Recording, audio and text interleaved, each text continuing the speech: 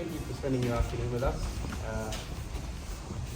You've probably seen today that a lot of our art comes directly from the Japanese sword, or the katana as it's known. Obviously it's said to be the most efficient killing machine in the world until the firearm was introduced. But our art stems from the sword and is intrinsically linked to the sword, and goes back more than 900 years to a time of historical context in feudal Japan. Forged in bloodshed, warfare and horror, really. But through centuries it's become something of an art now where we can live our life more peacefully and use it as a means of conflict resolution, which is probably more important than anything else in the world to date. So I'm going to focus my demonstration today in two parts. First part will be around origins, where I'd like to explore with you and explain to you, to the best of my ability, our link to the sword and how it informs what we do. And secondly, in the second part, evolutions and how our art has evolved over more than 9 centuries to where it is today and continues to evolve in a means to be applied to more modern contexts that inform a life better lived, free of conflict. So I hope you enjoy my demonstration today.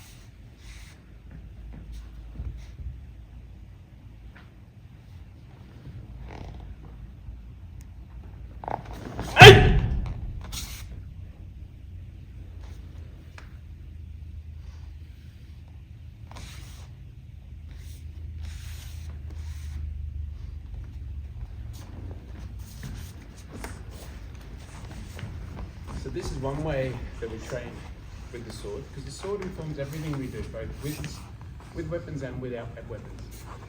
It gives us our ability to understand cutting lines, angles, all of which without swords or weapons also add to leverage and off-balancing of uke or our opponents.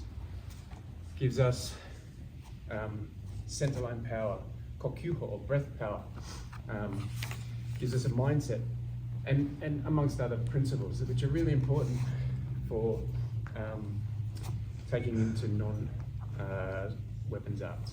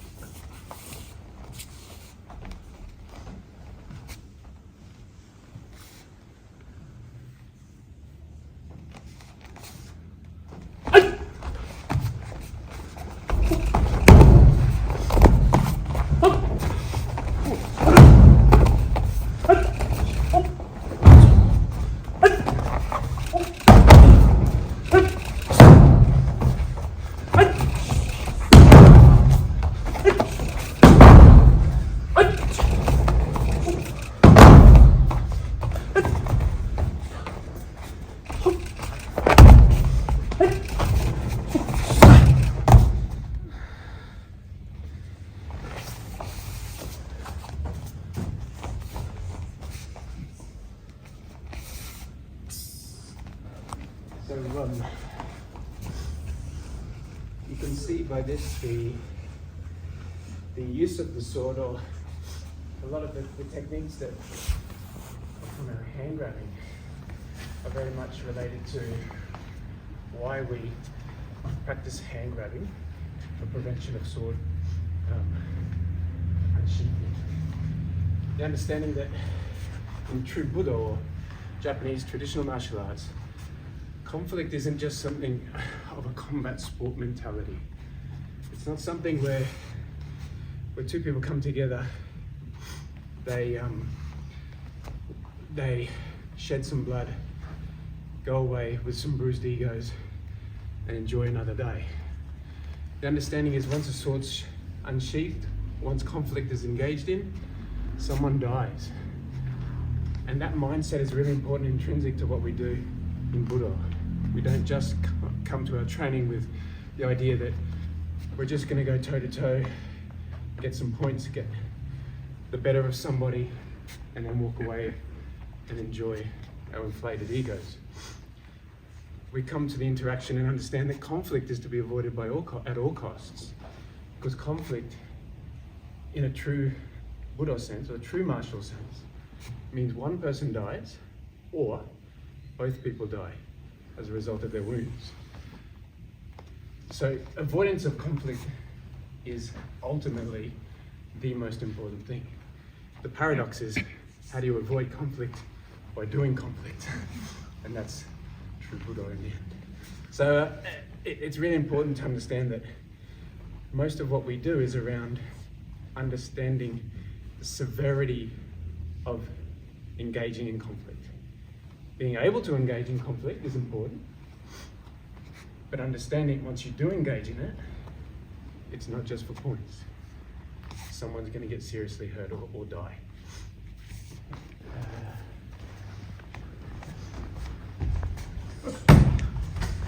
So that's the first part. I hope I explained to some degree in this short amount of time how important the sword is connected to our art. Second, I'd like to move into the evolutionary part of my presentation today, where I'll look at firstly how these same principles can be applied to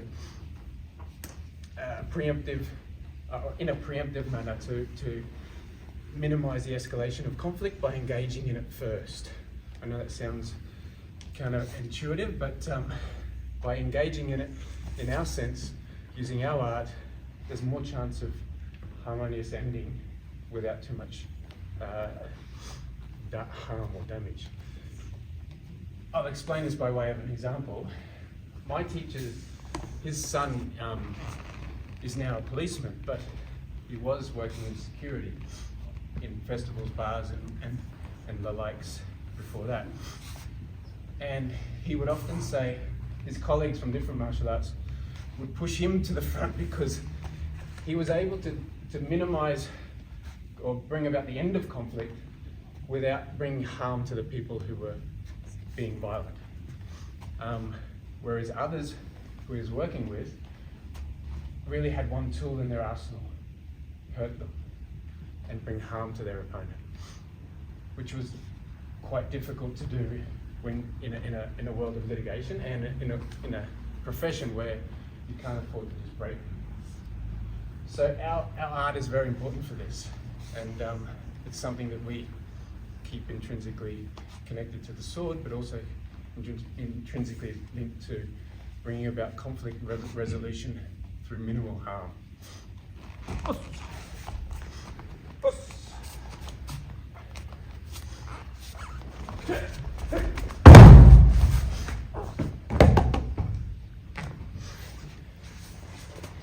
Walker.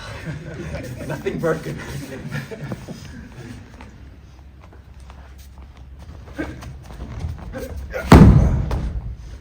Hey! You can break, you don't have to break.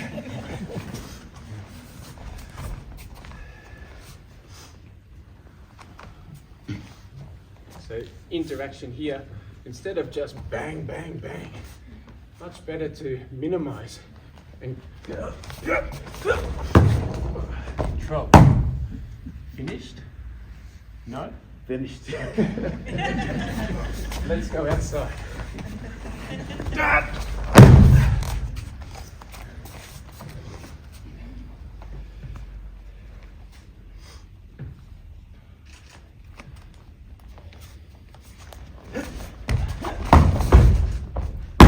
Finished? Hey.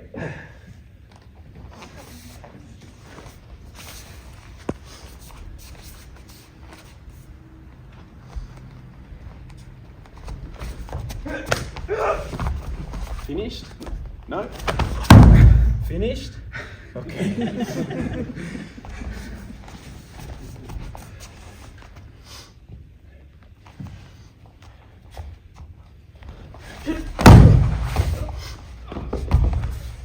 Now this one, you can see very similar to the sword. I just cut him. So from here, engaging my center, connecting, then cutting.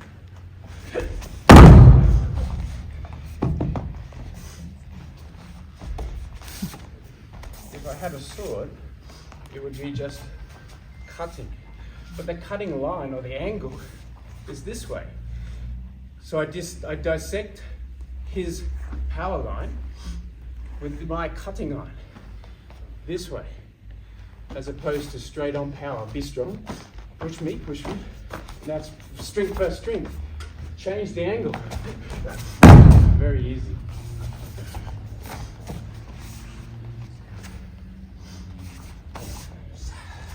Now you saw earlier with kids, we looked at very basic knife attacks and defense. Now, most knife attacks happen in only a handful of ways.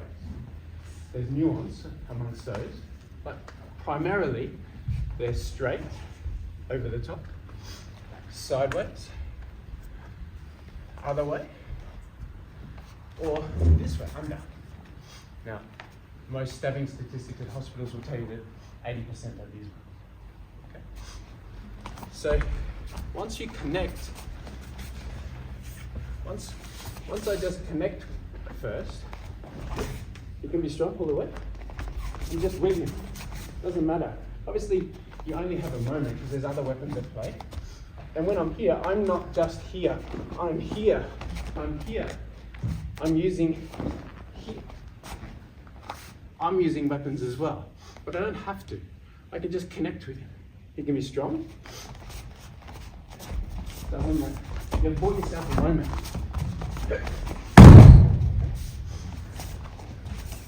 On the outside. Be strong, pull away. Doesn't matter. He can't cut me at this moment. That's not the main thing. We can have a conversation, or I can do other things. But ultimately, his preference is to use a weapon. He has a weapon for a reason, but he can't use it at this moment. Try and cut me. I'm uncomfortable.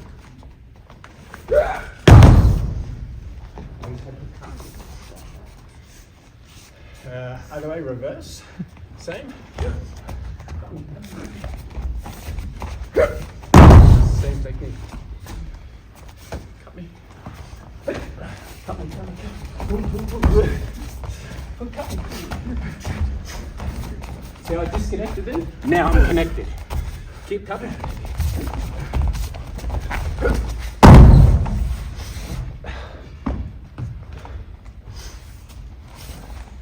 Once I connect, we're one. Then I just cut it where I want to cut it.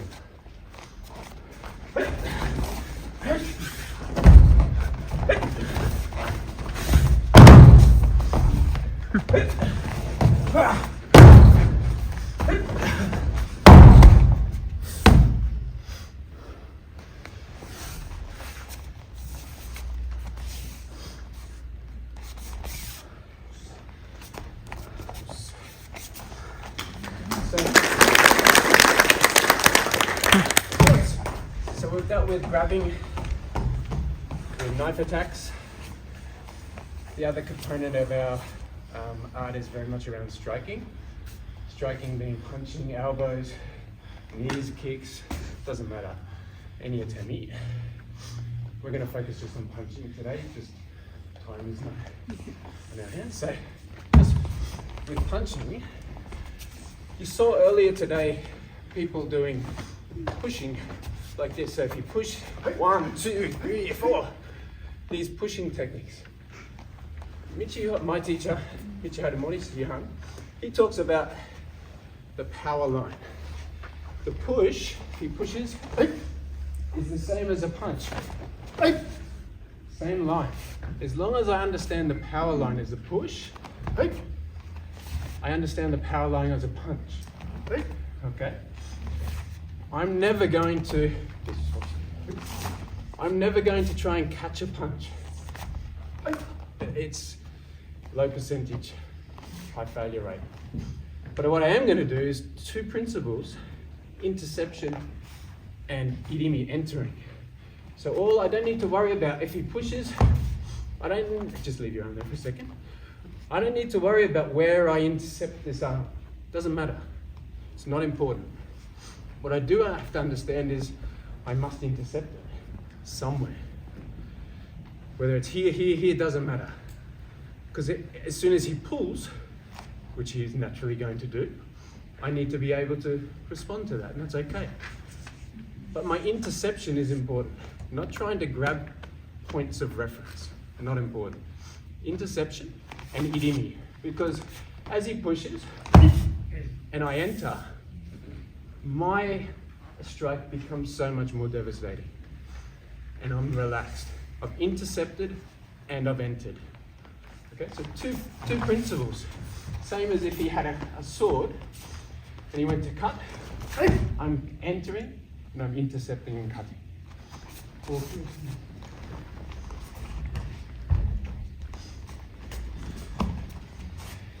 If he's coming, I'm intercepting and I'm entering. I'm entering and intercepting. I'm entering. How long does he have now? The femoral artery. I used to be a butcher and saw a few people hit these and they didn't live for very long after. So two principles, really important. It doesn't matter how he pushes, where he pushes, as long as I use those two things, intercept and irimi. So we practice this from a very beginning. We practice this drill of 1, 2, 3, 4. A straight push, cross push, and a cross push, which is the same as straight punch, and cross punch, cross punch. The only difference is, if we do it this way, is my head has to slip. So if he punches, okay, I have to slip. So we do the same thing. My head has to come offline. Otherwise it still runs the risk of getting hit. Once we hit here, then we can apply technique however we like. And we can stay here, stand up, stand up, stand up. And I don't have to use energy there. So I can wait for other people to come very easy. Cross push or cross punch. Here, lock. Then stand up. Stand up.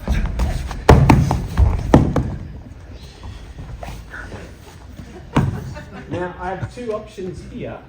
I wait for someone to help me and take away, or I just pull this arm and then hand it back to me.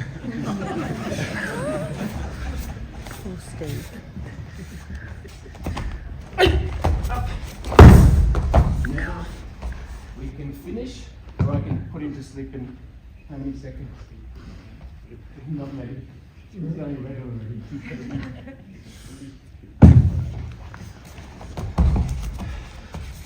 So it doesn't matter the push.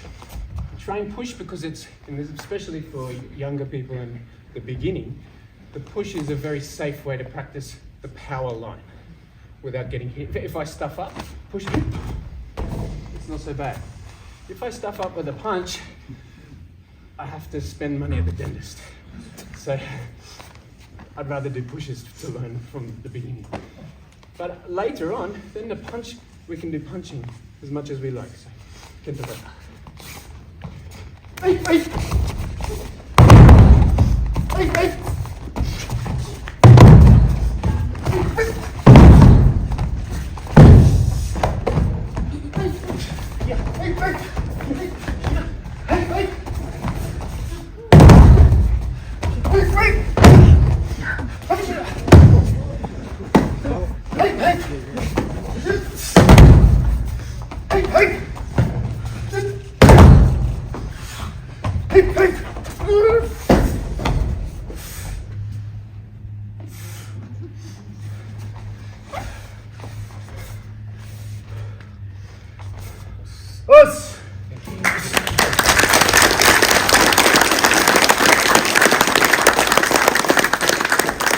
That's the end of my demonstration. I hope you enjoyed it. I just want to recap.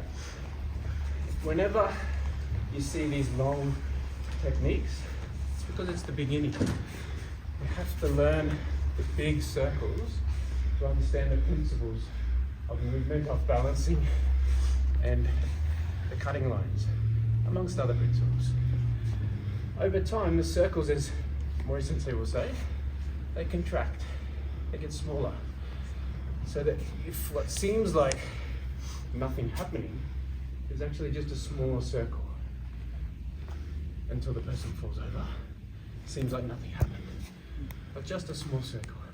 But all the cutting lines, all the principles, they remain the same. They just become more compact over time. And as you age, which all of us do, our bodies become stiffer. And beautifully, this art actually, that enhances our techniques because it helps our center line become much more rigid.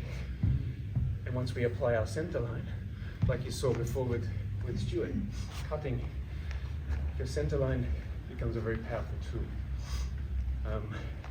which strengthens with age as the muscles diminish. So our art is, we're blessed with this, at least. So thank you again for spending your afternoon with us. Hope you enjoyed today. And